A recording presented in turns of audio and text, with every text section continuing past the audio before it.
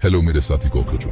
बाबा साहब अम्बेडकर कहा करते थे, education is the milk of a tigress, one who drinks it gets the power to roar. यानी शिक्षा शेरनी का दूध है, जो पिएगा वो दहाड़ेगा। पर आज का हमारा एजुकेशन सिस्टम देश के स्टूडेंट्स को दहाड़ना सिखाने की जगह बिल बिलाने पे मजबूर कर रहा है कि बार बार नीट का पेपर लीक हो जा रहा है।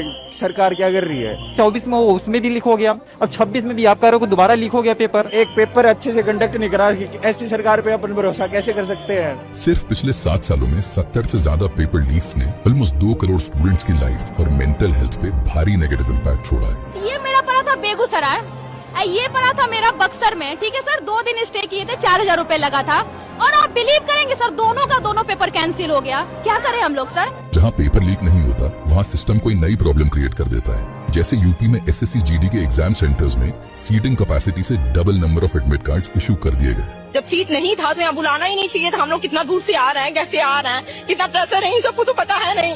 सुबह से 4:30 बजे से हम निकले हैं, लाइब्रेरी से पढ़ के डायरेक्ट पेपर देने आ रहे हैं यहाँ पे। और फिर जहाँ लीक और एग्जाम सेंटर की प्रॉब्लम ना हो, उस एग्जाम में क्वेश्चन पेपर ऐसा बना दिया जाता है कि आंसर नॉलेज के मेरिट पे नहीं बल्कि तुक्के मार के देना पड़ता है। यूपीएससी के लिए एक मैं बेटर चीज बता देता हूँ कि एग्जाम देना बंद करो, ये सिक्का लिया करो, बच्चों को एग्जामिनेशन सेंटर के बाहर बुलाओ, जिसका हेड आया उसका पास, जिसका टेल आया उसकी पूंछ काट के घर भेज दो। क्योंकि ये एग्जाम सिर्फ और सिर्फ लक बेस्ड है यार, तुम नॉलेज चेक थोड़ी ना कर रहे हो। अब तो तुम टाइम पास करने लग गए हो। तो ये पेपर लीक तो नहीं है, लेकिन स्टूडेंट्स की जिंदगी बर्बाद इससे भी होगी, बस तरीका अलग है। स्टूडेंट्स की जिंदगी बर्बाद करने के इनोवेटिव तरीकों में अब हमारा सिस्टम टेक्नोलॉजी का भी बढ़िया इस्तेमाल कर रहा है।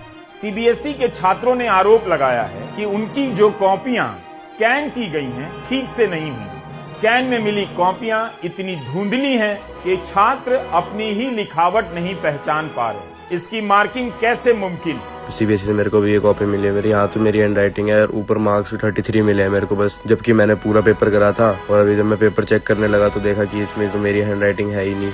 और जब इन परेशान स्टूडेंट्स के लिए सीबीएसई ने कोई ग्रीवेंस रिड्रेसल सिस्टम प्रोवाइड नहीं किया था, तो स्टूडेंट्स नेचुरली सोशल मीडिया पे आए और कंप्लेन करने लगे।